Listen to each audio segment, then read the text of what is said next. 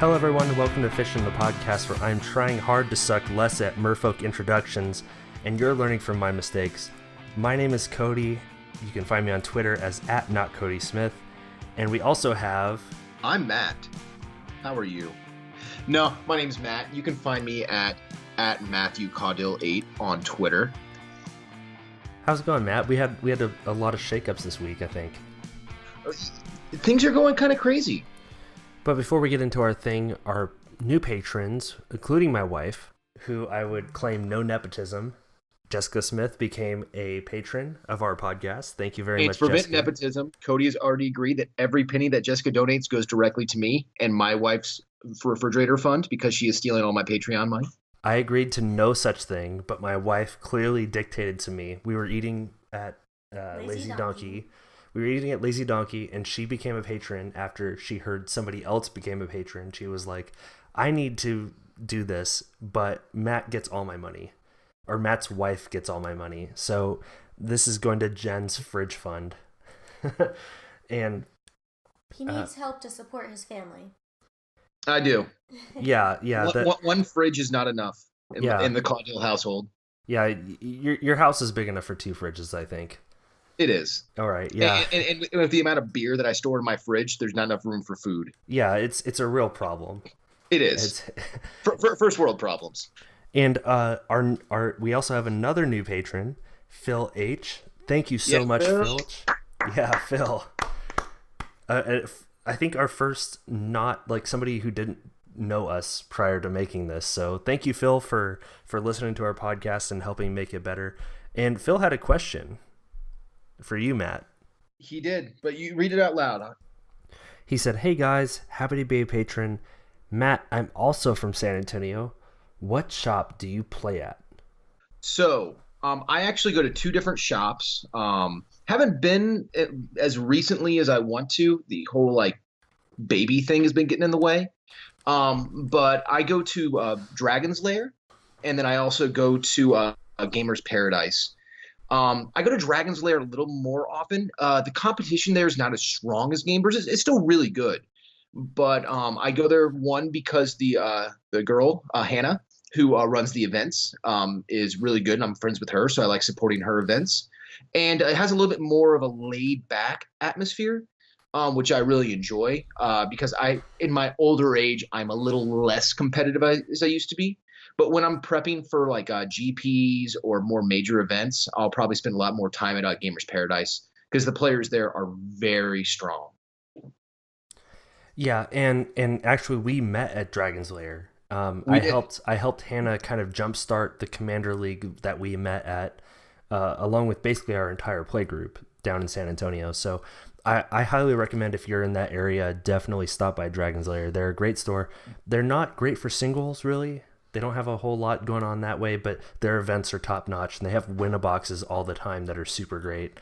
And yeah, like you said, Hannah does a great job. Also a Merfolk player. Does a great job running events down there. So if you're in the area, this isn't like them holding a gun to my head or anything, but Dragons, no sponsorship, again, no nepotism. Dragon's Lair is just a great store to be at, and they have good events. And realistically, San Antonio is Military City, USA, and we have a lot of military members that play Magic the Gathering. So if you're in the San Antonio area and you want to play, I recommend Dragon's Lair. I recommend Gamers. Honestly, if you're in the military and you're stationed in San Antonio and you want to play Commander or Modern or anything like that, hit me up through Twitter and I'll try to come out to a Friday or a Thursday and we'll play some games. Yeah, definitely. And or even if you're not in the military, I guess I'll play games with you too. But military members get they get the first class seating. If there's anything left over, we'll bump you up. Just like United Airlines will push you up a little bit if you show up in uniform. Don't show up in uniform, please. Don't do that. I have such a hatred for that. Don't show up to Dragon's Lair in uniform. I'm adding in a disclaimer here. I am a Navy veteran with 8 years in the service. I just don't like it when people in military show up to places in uniform. I think it's really disrespectful, and I hate it when people do that. That's my only reason for saying that. Please don't do it. Real real quick, one thing as well, along with Phil H, I want to say a big thank you to Channel Fireball. Again, they don't sponsor us at all, but they picked up on our small little show here, and they tweeted us out, and they didn't have to do that, and it's just really appreciated. So, Channel Fireball, thank you very, very much. Oh, and thank you to Corbin for last week. That was so much fun. Yeah, we definitely had a lot of fun with Corbin on the show, and we like he said, he kind of had those ideas already kicking around in his head, so it was kind of fun to like have him on and basically just talk about nonsense. So again, find us on Patreon at patreon.com/fishcastmtg if you want to support us on Patreon there. It really does help out a lot with server costs and microphones and all that fun stuff. So it also helps kind of build towards us doing more YouTube content, which I'm working on editing the videos. The bulk of it will be done on Thursday, so it should be up by this weekend for a what's kind of being colloquially known as Swolefolk, which is a 3 or less. Ooh. Oh my! It's a version of Blue Green, which is entirely 3 or less casting cost, and it runs Merfolk Mistbinder and is basically just Lord.deck. And it's a very interesting list. I like it a lot. I had some pretty bad matchups that just kind of ran over me a little bit. Let me see here. Eldrazi is kind of a toss-up. Just if they stick their creatures, it can be really tough. Eldrazi Tron's going to be harder for traditional Merfolk than regular Tron because they're not as dependent on hitting 7 mana. So yeah, absolutely. Yeah, there were a lot of games that I was playing where they didn't hit Tron and they were still online, and me seizing their Tron lands wasn't as big of a deal. So No. that can be a problem, which also I think we're going to discuss later in this with our main topic.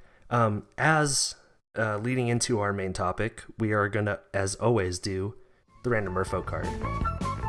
And this week, I asked Phil, our newest patron besides my wife, for a random number, and he gave me, I don't remember what number he gave me, but it turned out to be... What did I tell you, Kody? Lie. I can't lie. It's not... He gave us number 1475. I can look it up real quick. Which, when you divide that by the 46. There you go. It equals 46. Yes. That's not correct math, I'm sure, but it's 46. Ironically enough, I am in a math job. Okay, well, that doesn't mean you're correct. It means you're wrong. So our random Merfolk is Halimar Wavewatch. It's 1 and a blue for a common Merfolk soldier, and it's a 0/3 with level up for 2 generic mana. For level 1 through 4, it starts as a 0/3, and level up is a mechanic where you pay 2 generic, and you put a level counter on this, and it levels up only as a sorcery. So it starts out as 0/3, you pay 2 of any color, and it becomes level 1, and then it goes up. So from level 1 to 4, it becomes a 0/6, so from a 0/3 to a 0/6, and then once it gets level 5 or higher than level 5, if you were to ever, for some reason, pump it up past level 5, it would become a 6/6 with Island Walk. So it's essentially 1 blue and 11 for a 6/6 Island Walk. Yes, that is entirely correct.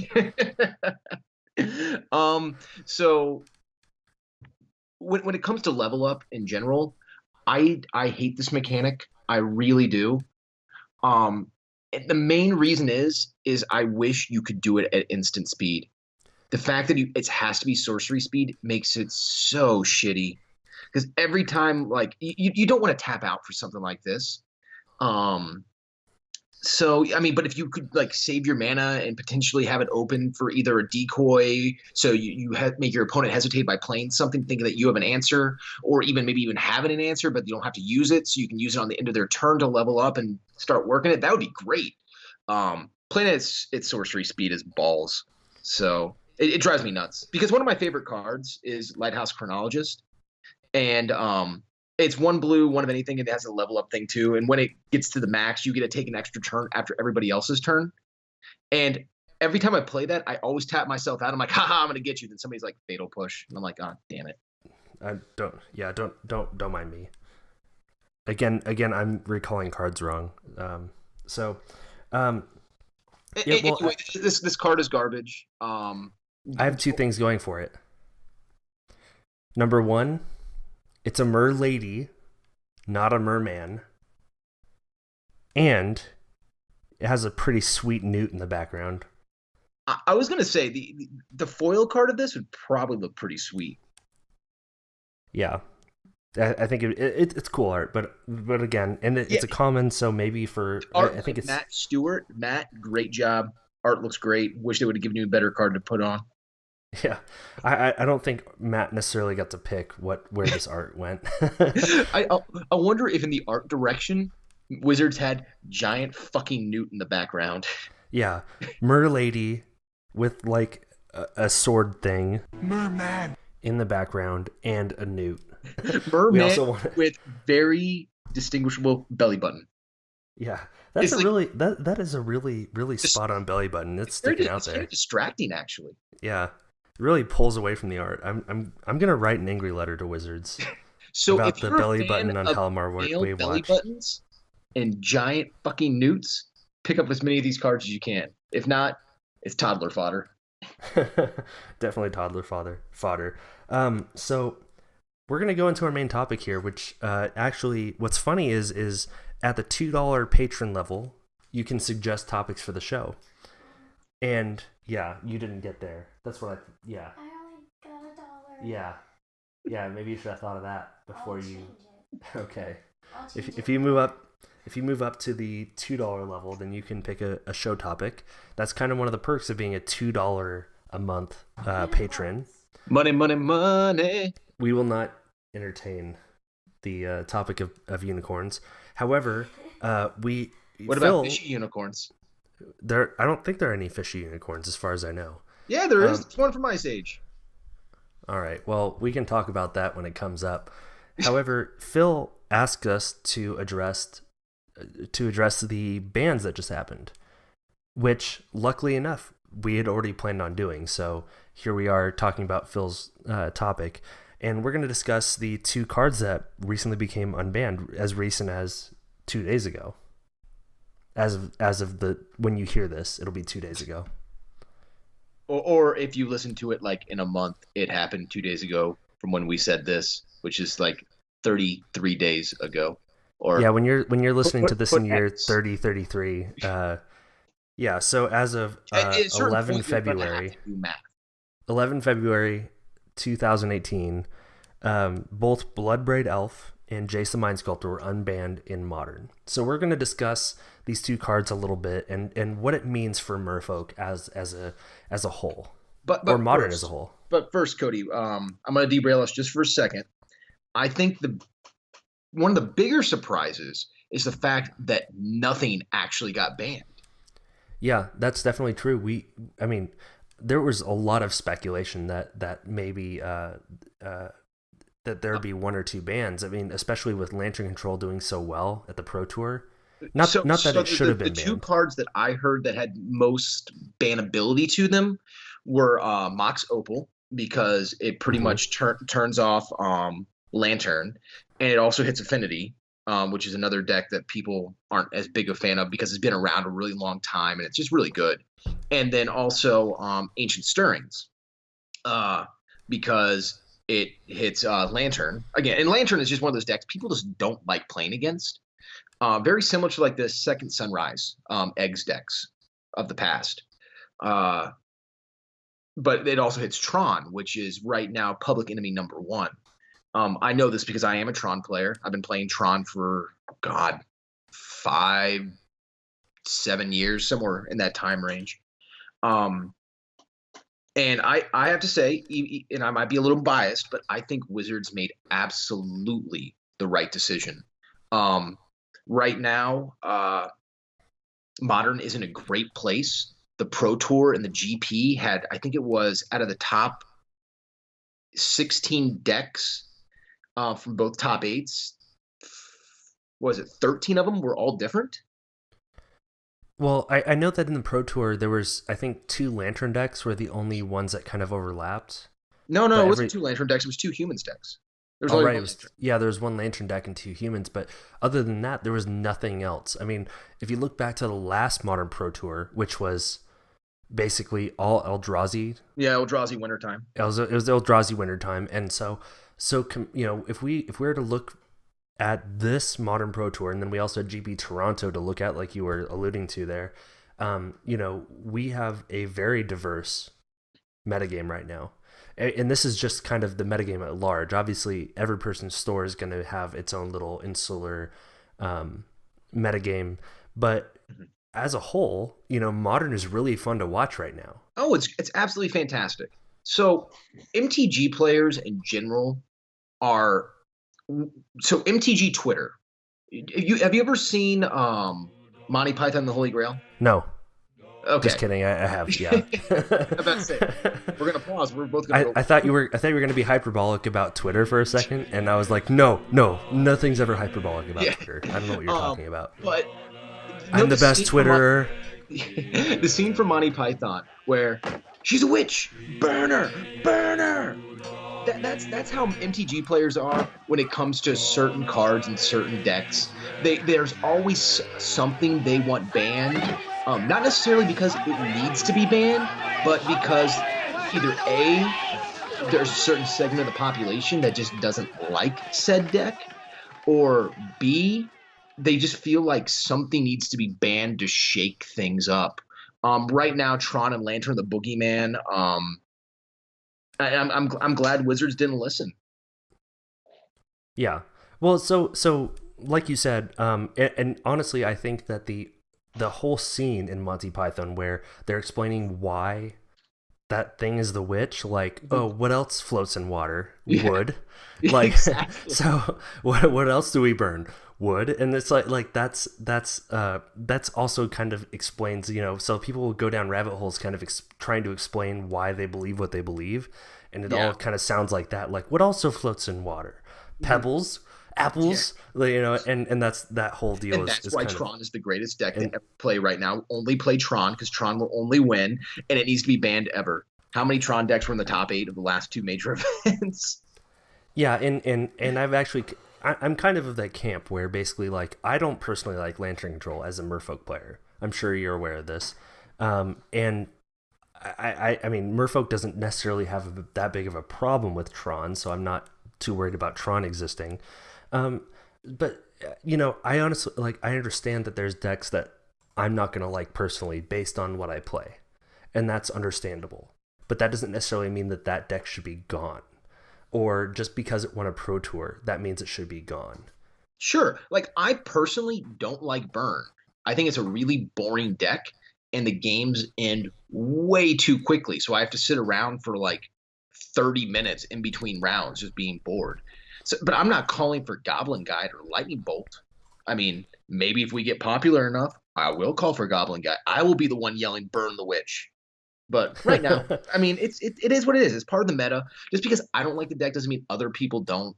It doesn't win that consistently. So leave it alone. In my opinion, the only reason cards should be banned is, one, it becomes so degenerate that other decks can't win. Or two, it becomes such a large percentage of the meta, even if it's not winning that often, that it becomes kind of forced rotation of the deck. Yeah. So looking quickly back on the history of bans, very recently, kind of, I mean, the ban that everyone was kind of okay with was the Eldrazi ban. Yeah, that had to go. And that card was, it wasn't, let me see here. It was Eye of Ugin. Eldrazi it was a land. Eldrazi spells came into play, cost 2 less to cast. Then it had to like tap 6 or 8 or something along those lines and search your library for an Eldrazi and put it in your hand. Something along those lines. But it made paired with Eldrazi Temple, it made that deck insanely fast. So you had 4 mana turn 2 super consistently. Yeah, Eldrazi, Eye of Ugin was a legendary land, and it cost 7 for that ability. Okay. It was basically a soul land, so it didn't tap for mana per se, but it made your Eldrazi spells cost 2 generic less to cast. And like we said, in that top 8, it was 7 Eldrazi decks and 1 affinity list. Well, I mean, if you And remember correctly, for those who weren't paying attention, Eldrazi Mimic costs 2. Endless One cost X. So you would be Eldrazi Mimic, Endless One for X2, pass the turn. That's turn 1. yeah, Then turn no, 2, it was dumb. yeah, then turn 2, you play your Eldrazi Temple, and then you play your Thought-Knot Seer. Then you have what? That's 10 power on the board turn 2. I mean, it was dumb. Yeah, it was very hard to play against. And I remember both of us were playing pretty regularly at Dragon's Lair, and it wasn't something that we saw a lot because that's kind of pro tour level, but at the same time, it still reared its ugly head. And those who were playing it won the events. Yeah, and it was pretty bad. Yeah. So now, the other bands in kind of recent memory, Splinter Twin. Splinter Twin, I still don't agree with that one. I think Twin is fine, and I think Twin will eventually come back. Yeah, so that's also kind of where I was getting with this. With kind of the behavior of bands, right? Like, so we have bands that primarily everyone agrees with. Like, even the people that played Eldrazi were kind of like, yeah, this is broken. It needed to go. Treasure Cruise needed to go. Yeah, Treasure Cruise is another recent band. Splinter Twin, for those of you who don't know, is 2 red for an enchantment aura. It says enchant creature. Enchant creature has tap, put a token that's a copy of this creature onto the battlefield. That token has haste, exile it at the beginning of the next end step. So that was often paired with Kiki Jiki, which I didn't mind Splinter Twin, but I think Kiki Jiki is kind of one of the creatures I hate the most. It's 2 red for a legendary creature Goblet Shaman that has haste, and you tap it to create a token that's a copy of target non-legendary creature you control. That target has haste, and you sacrifice it at the beginning of the next end step. But it is most often paired with Pestermite or Deceiver Exarch, and you basically just make an infinite number of copies, and you win the game. Because Pestermite and Deceiver Exarch have the ability, when it comes into play, untap target creature. So you tap, it comes into play, you untap the creature that has the Splinter Twin on it. The Splinter Twin on it, and then you just do it an infinite amount of times. Now, the only reason why that card was probably the deck was a little too much was because the Deceiver Exarch was a 1/4. Now, if it was a 1/3 within bolt range, it wouldn't be nearly as bad because you just respond to the and respond to the tap. Yeah, well, not respond to the tap. In response to the enchantment. Response to the enchantment, you just pop the creature. But again, now that we have Fatal Push and a few more removal spells, I think it's easily can come back. And I didn't think it needed to be banned in the first place. So like you said, like we've had some bands that have generally agreed upon. Like, well, yeah. Real quick before we move on, I did miss one point. Another reason why Wizards bans things is it doesn't like decks that win before turn 3. That's correct. So we missed the turn 3 rule. And Summer Bloom, which got banned alongside Splinter Twin, broke the turn 3 rule. Now, it didn't happen very often, but it could happen. So that's kind of why Summer Bloom and the Bloom Titan deck had to go. Yeah, so barring decks that go off before turn 4, let's say, generally there aren't a lot of decks that like people are worried about getting banned, right? So like you said, with the Summer Bloom and Splinter Twin, like those were kind of hard to interact with, or sorry, the Eldrazi decks were kind of hard to interact with prior to turn 3. Yeah. And like basically if you didn't deal with them prior to turn 3, then you were just kind of shit out of luck, and the game was over. Now, so one thing that a lot of people have been discussing about these bans with Jace and Bloodbraid Elf is that because Modern is so diverse right now, and because basically we're seeing such a good kind of mix of decks, that honestly almost nothing had to be done. Like, we could have just left this alone. So I understand that point, but I think what Wizards did is very smart. One, Modern is in a really good place right now. So why not test the waters and bring some of these cards that have been banned for a really long time back into the market and see if Modern can under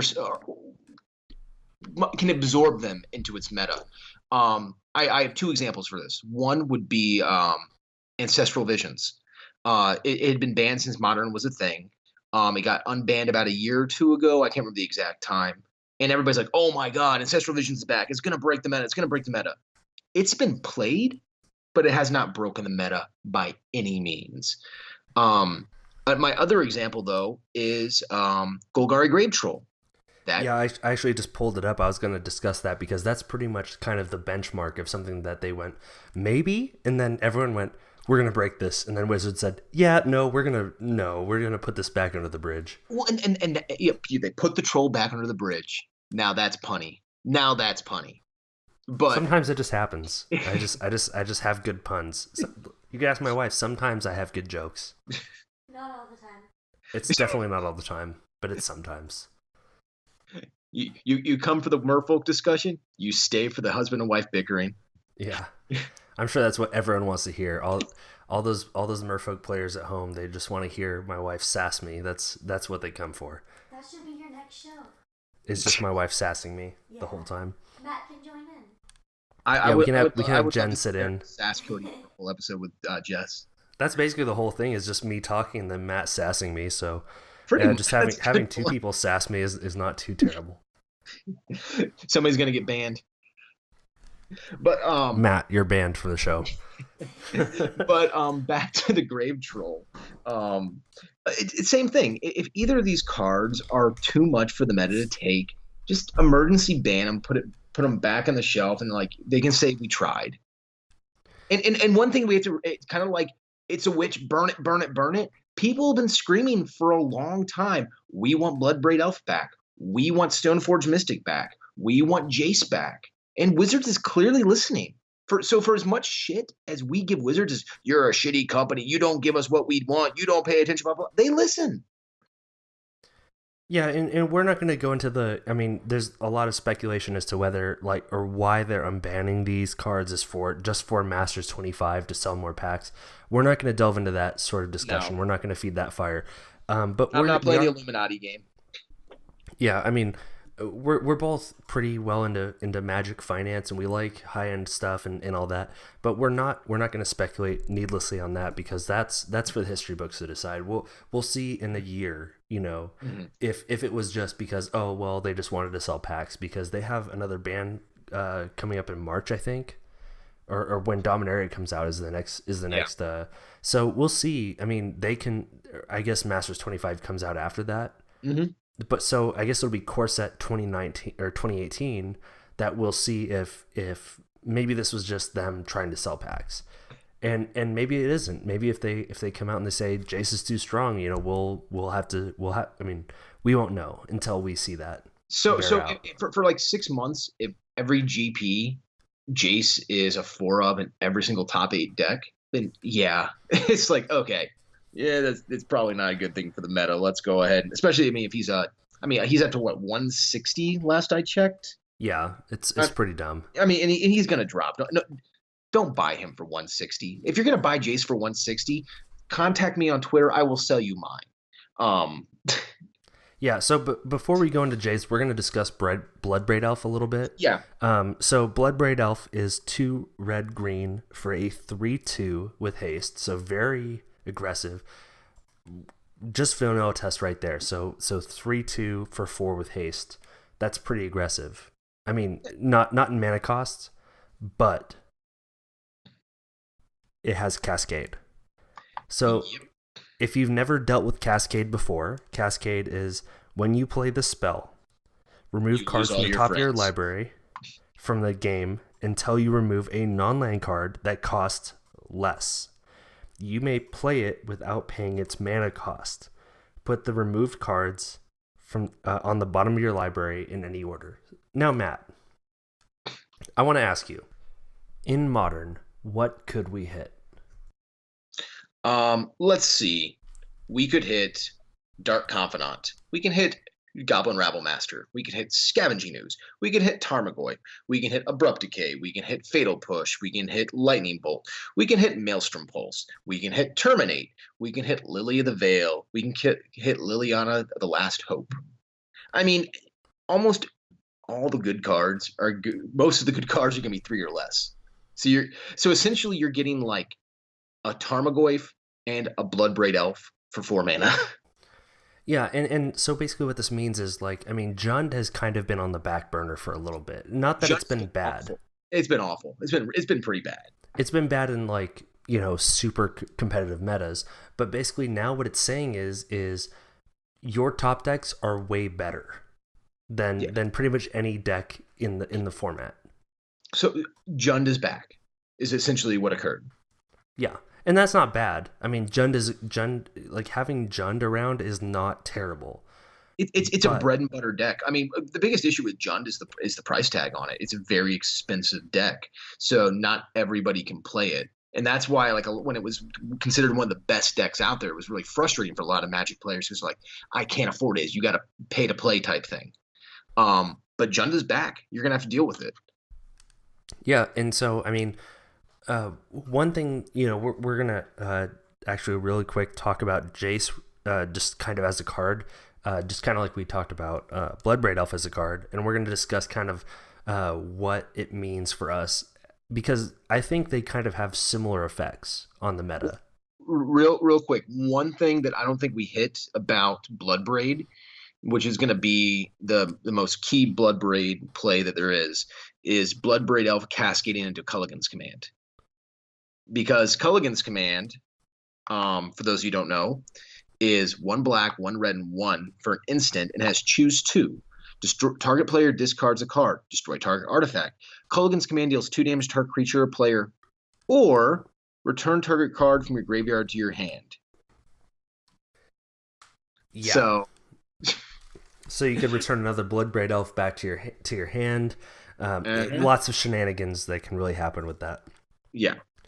So it's really important to note, when you're your Magic, MTGO leagues, something to keep an eye out for. You're going to see a lot of it, especially right after the unban. People are going to be really into playing Jund with Bloodbraid Elf, and lots of Termogoyfs and stuff like that.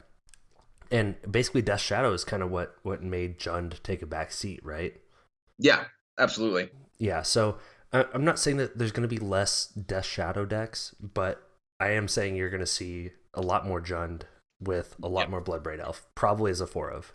But unless there's another new deck coming out, Jund is really it the Bloodbraid Elf goes in right now. And you can just play Death Shadow in that deck. Yeah. It's not unheard of. I mean, the only other deck I could think of that Bloodbraid would slot into is probably Panza. But no one plays Panza. My friend in the on Facebook, Johnny Crass, would argue differently to that. He is a hardcore Panza player and will be till the day he dies. And it's so great to see him posting his like the score sheets from F&M. He'll take pictures and send them to like our MTG deck discussion group, and it's great to see him playing Panza and having fun with it. Yeah, I could see Bloodbraid Elf, hitting Stone Rain and just helping ruin people's days. Next, real quick, is Jace the Mind Sculptor. Just one of the most iconic cards in Magic. It's 2 blue for a Planeswalker Jace with 3 loyalty. Has 4 abilities. +2, look at the top card of target player's library. You may put that card on the bottom of that player's library, often called Fate Sealing. Yep. 0, draw 3 cards, then put 2 cards from them in your hand on top of your library in any order. Yeah, so Ponder or Brainstorm. -1, return target creature card to its owner's hand. Or -12, exile all cards from target player's library. Then that player shuffles his or her hand into his or her library. So basically win the game in Modern, right? Yeah, so I've seen a lot of Jace play in my days. Not once have I ever seen his ultimate go off. Because why would you ever use his ultimate? His other three abilities are so fucking good. So you're gonna use those abilities. Yeah, I had a in my mono blue Stitcher Geralf commander deck, I had a Jace the Mind Sculptor, but basically because it was a brainstorm every turn, which is Exactly. it's a good enough reason to run it. Like if you're gonna Yeah. brainstorm every turn, sure. So essentially, control in modern has been garbage, and it's been garbage for a little while. Jeskai has made it a little bit better lately. I mean, they come and go, but I mean, you're not seeing much. Jace has now made control a viable format once again, which again I think is a good thing for modern. I agree. The one of the because I played as Kody made fun of me earlier this week when I texted him privately that I think my Grixis control deck is dead because I only own one Jace the Mind Sculptor and I'm not paying the price they are right now. See, I So thought you were just butthurt that I said that, and no, I was like, maybe I was a little too harsh, and I tweeted out that little just those two bubbles of conversation, and then you didn't text me for like 12 hours after that. yeah, because you did it in the middle of the night while I was sleeping, then I went to work. Well, sometimes cleverness sneaks in the middle of the night. But anyway, it's one of the issues control runs into is you, especially in modern, because the cantrips aren't nearly as good, and the card draw is not nearly as good as you run out of cards. So towards if you're not constantly restocking your hand, the mid range game, you're running out of gas. And that's where some of these other decks can really overtake you. But with Jace, that no longer becomes the problem. He's a 4-drop, so you're not playing him till minimum turn 4 and probably 5 or 6. But with a control deck, you're getting there. And from there, you're either bouncing the creature that's causing the biggest amount of trouble for you. You're brainstorming to make sure you get the control piece that you need to keep your engine running. Or if you don't need to do any of that stuff, you just fate seal the person and make sure they draw dead. I mean, control is back. The biggest question I have is he going to be a 4 of in every control deck? And that I'm not necessarily sold on yet.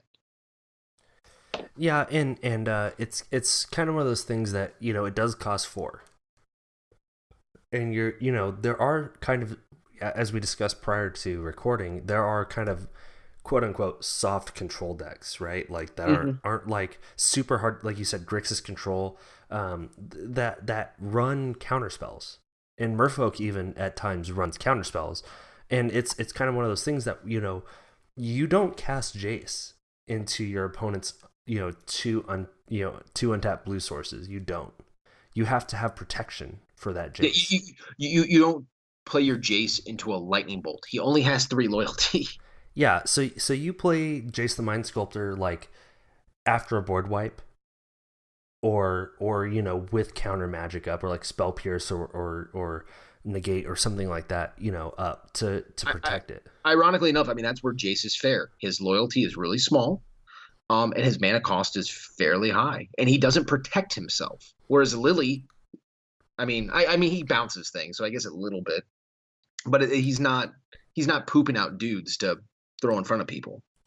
Yeah, and he's also not active removal, so he's not like you said, he's bouncing a creature, but in creature decks like ours, like Merfolk, bouncing one creature is not the end of the world against a Jace. Sure. Especially in a deck that's playing blue. He goes down to 2 loyalty, and then you just knock him out with a Island Walking Lord. Yeah, because they're playing blue. Whatever. Yeah. You're playing blue. There's an island. Yeah. So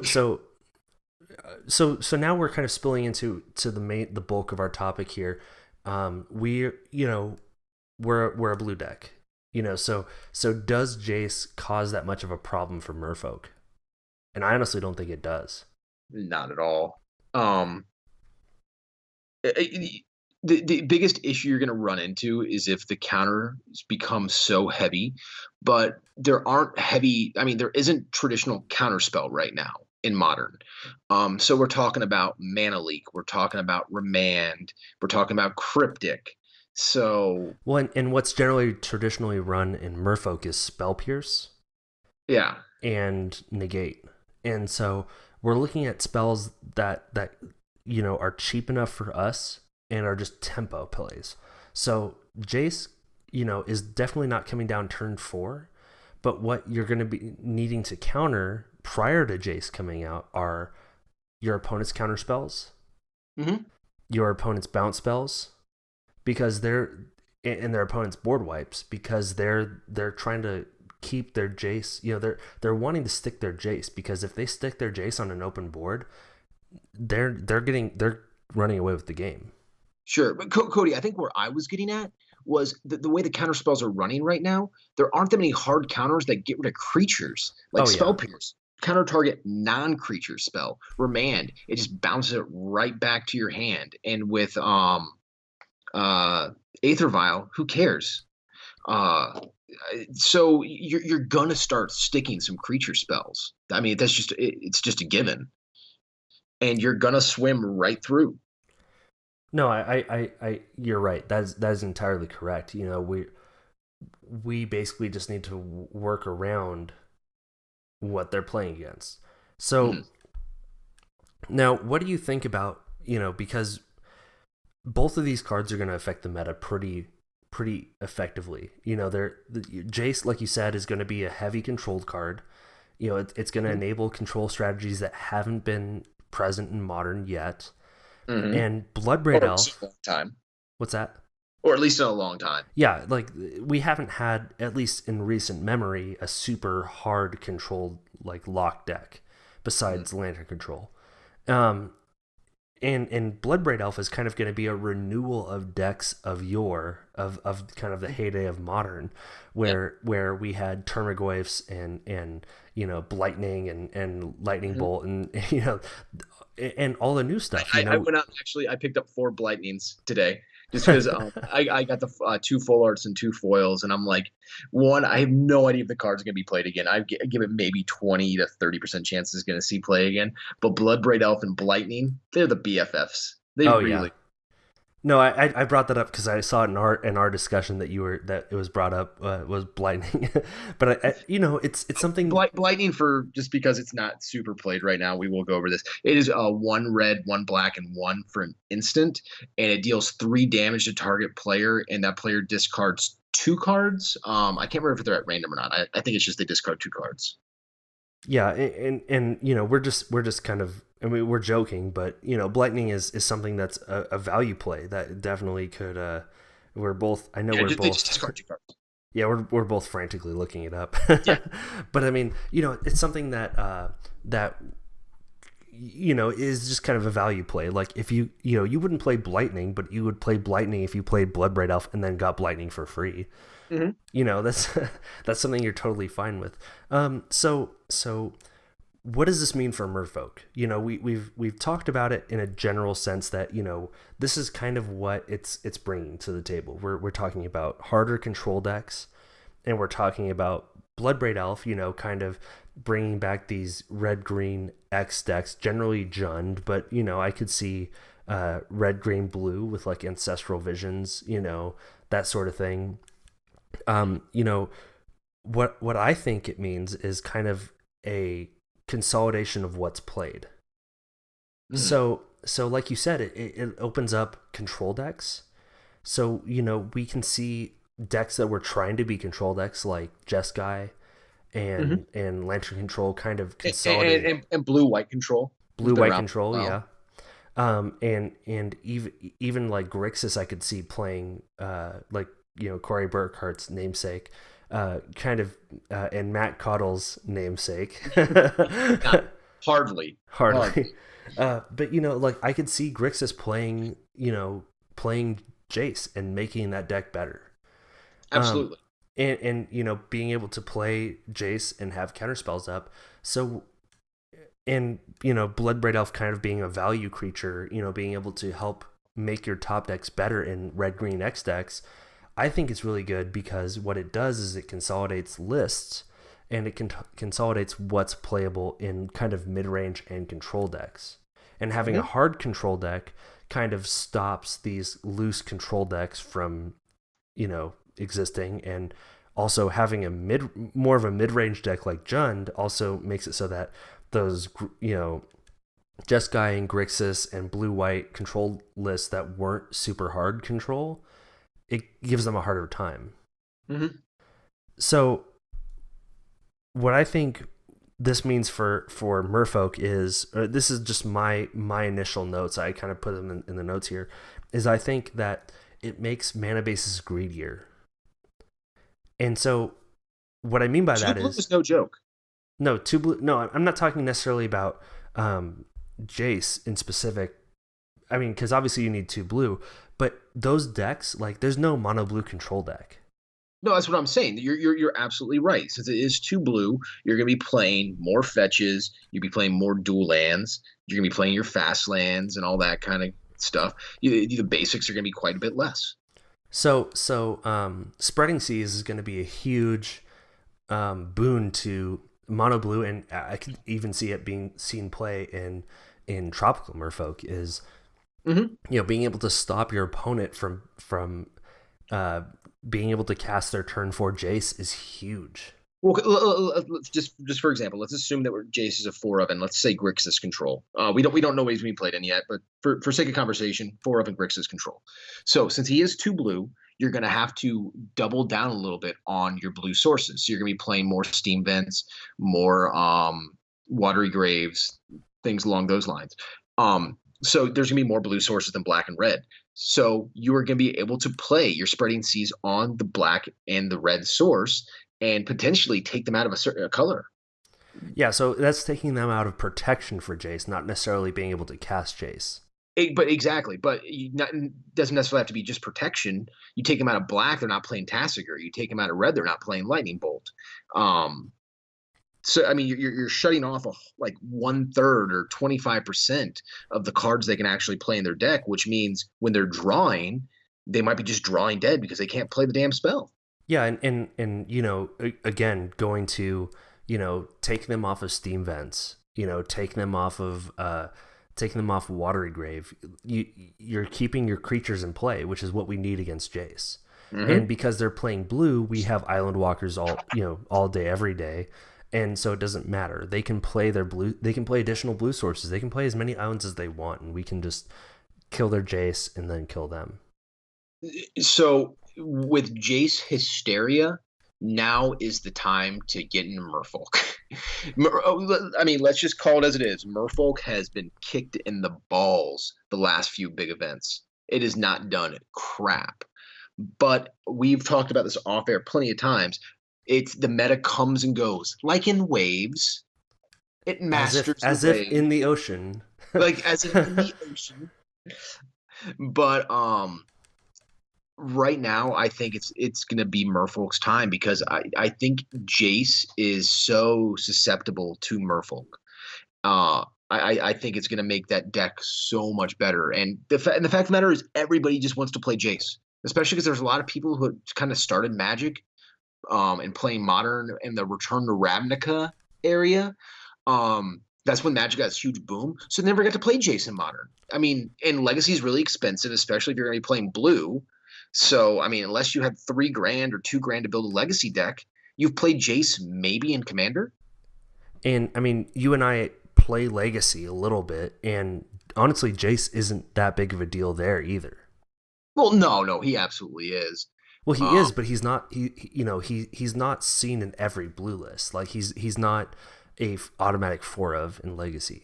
No. But he wins games. My point being is that there's just a lot of people who have never had a chance to play Jace. So I think a lot of people are going to go out. They're going to buy their play sets for way too much money, and then they're going to jam Jace into a blue deck in Modern because he's a fun card. So you're going to see a lot of blue controlled Jace decks out there, at least for the foreseeable future. And it's perfect for Merfolk to swim across and just punch them right in the balls. Yeah, and before we move on to Bloodbraid Elf real quick, do not buy Jace for Merfolk. Do not do it. Like, if you have them, I'm sure it's fine as like a control mirror help. If you're playing against a blue deck that's super hard control, I could see it maybe being a sideboard card, but do not. No. If you don't have them, not even there. If you don't have them, don't buy them. just say no to Jace if you want to play Fish. I think we should see if one of our listeners is good with Photoshop, and if they can just make us a don't say no to, or just say no to Jace, like the old drugs Yeah. campaigns. So now moving on from Jace, we're done with Jace. Bloodbraid Elf. So we're looking at red green X, likely Jund, likely Teamer, but more likely Jund, because of the removal and the value in black. Like, it basically holds the same. Is C's effects are better. C's effects get so good against greedy mana bases, and I mean we've discussed this at length before. But once if they fetch for an untapped black source, turn 1 to Thoughtseize us, and then we seize whatever they get, we're already turning them off. Yeah, the problem you're going to run into is Jund is a much, much more difficult matchup for Fish. The spot removal. I mean, you got Fatal Push, destroys everything in your deck. You have Abrupt Decay, literally destroys everything, including your Aether Vials. Inquisition of Kozilek hits everything in your deck. Coglin's Command kills your creatures, destroys your hand, kills your Aether Vial. Maelstrom Pulse, Terminate. I mean, Lily. So everything is a threat and everything hurts. So, and Bloodbraid just makes it that much harder because they're getting a 3/2 hasty plus one. Pretty much the entire deck is under 3 mana. Yeah, and this is also another point that I was going to bring up for both matchups, for both Jace decks and red green X decks. Counter magic is going to be a bigger deal, and so. What we need is, instead of running Dismembers, we need to be running Spell Pierces. Because stopping them from doing what they're doing, Spell Pierces or Negates, if you see that you're playing Red Green X, Negate out of the board is going to be incredible. Seize effects are going to be incredible. Land Destruction, so Tech Edge is kind of the classic land destruction piece in Modern, but we also have what's the name of that new one from Field of Ruin? Yeah, that you pay 2 and tap and you sack it, and then you both get to search for a basic. So disrupting your opponent's mana is kind of going to be where Merfolk shines. One of the things that I wanted to put in here was that I think that Smuggler's Copter will kind of see play as well, just because it's something that dodges sorcery speed removal. So being played off of Bloodbraid Elf, it won't be able to hit it.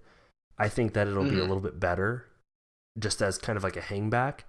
But also for both Jace and Bloodbraid Elf, Kopala actually I think is an interesting card as kind of like a control, kind of forcing you not being able to target your opponent. So Kopala, for those of you who don't know, is Kopala, Warden of Wave, 1 blue, legendary creature, Merfolk Wizard. Spells your opponents cast that target Merfolk you control cost 2 generic more to cast. And more importantly, abilities your opponents activate that target a Merfolk you control cost 2 more to activate. So this kind of helps turn off both Bloodbraid Elf and Jace.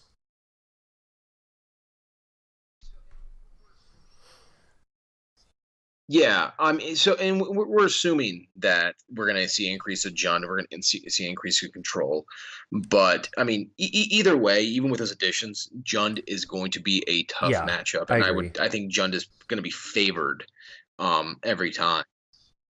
So I mean, you're just going to have to get off to a lightning fast start, and again, and hope they don't have a bolt, or hope they don't have a fatal push, which again they're going to in your games against these decks, because that's kind of how we get our information. If you tell us what you see in your metas and what you see on Moto, and obviously you'll see my next video series, not this one that's coming out this weekend. We'll kind of probably show some of these decks, and we'll work this out. Merfolk is a resilient deck, and I think that honestly it's not in too bad of shape having these control decks, like these hard control decks, to stop these kind of like soft lock decks. and these mid-range decks to kind of keep control decks on edge, I think it kind of consolidates things to make things more manageable for Merfolk.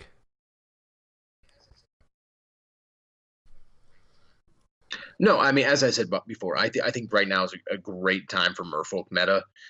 Fish players rejoice. Your King Jace has not even our king. Like, it's just a king new wave in of the prosperity. neighboring kingdom You has get it? kind of drawn the attention. You know, like he returned from heaven, and it was a blinding light, and all the other decks just kind of turned towards Jace and are marching towards Jace to figure out what to do with him. So we can kind of handle things on our own now without too much bother from Jace, I don't think. So I think that's pretty much where we can wrap this up. I mean, we'll obviously revisit this, I'm sure, at some point, you know, the modern meta game. Yeah. We go the meta kind of settle. People who are much smarter and better at deck building than us to go out there and create the deck that doesn't even exist yet that neither of us are thinking. So remember, you can find us on Twitter to discuss this and any other topic you wish to discuss with us. I'm on Twitter a lot. My job kind of allows me a little bit of leeway. I've actually, unfortunately, been granted a bunch of free time by my job. So if you want to talk to me, definitely hit us up. My name is @NotCodySmith on Twitter. And Matt, what's your Twitter? Mine is @MatthewCaudill8. I am not on Twitter nearly as much. I follow everything and I try to read as much as possible. I can't post as much. My job is pretty insane right now. So between the hours of 7:30 a.m. and 7 p.m., I'm pretty MIA. Sad news, though, is I did not get any new followers this week. So we do have more Russian porn bots than followers still. Oh, no. We're getting close. We're getting closer, though. Oh, man. Maybe we'll get another follower this next week. I think your wife is going to stop believing that you're hosting a podcast when you have more Russian porn bots than like Magic followers. Does she check up on that? Well, no, because she doesn't know what a Twitter is. But I mean, before it was like 20 Russian porn bots and like my mom following me on Twitter. So now it's like 20 Russian porn bots and like my mom and like 7 Fishcast followers. So thanks, guys. Yeah, definitely. Thank you so much for following us and talking to us on Twitter. It really brightens my day to be able to talk to people on via direct message and just, you know, in the Twitter verse about Merfolk and Modern in general. It's fun to get to talk to you all about that. So we're also on Twitter, Instagram, and Facebook as @FishcastMTG. Again, that's most of the time me, but Matt pops in every once in a while to chime in with his Grixis and Tron nonsense. I comment more on his posts than post on the cast myself. If you have a longer form question or a suggestion or anything that you want to level at us, feel free to contact us at fishcastmtg@gmail.com. Please remember to rate and subscribe to whatever podcast machine you find us on. We also post the RSS link for whatever podcatcher device you use. I know there's lots of different podcasting apps and stuff like that. Our cover art was made by Tessa and Hunter Pruitt. And you can find us again on patreon.com/fishcastmtg. That's a great place that you can directly support us. And it helps with server. My wife's new fridge. Yeah, Matt's wife's new fridge. Server for things that actually matter to the podcast. Our server costs.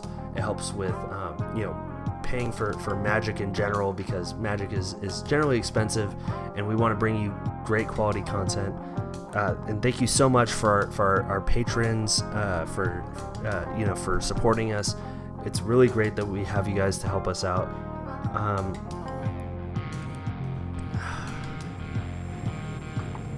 We'll see you next week. Bye, guys. All right. Fun. That was fun. Yeah, it was fun. It was a little long, but it was longer than I thought it'd be. Yeah, same. Hey, I got recording. I record it just. I keep recording just for. All right, I gotta go, buddy. All right, man. Have a good one. Bye. All right, I have to edit this.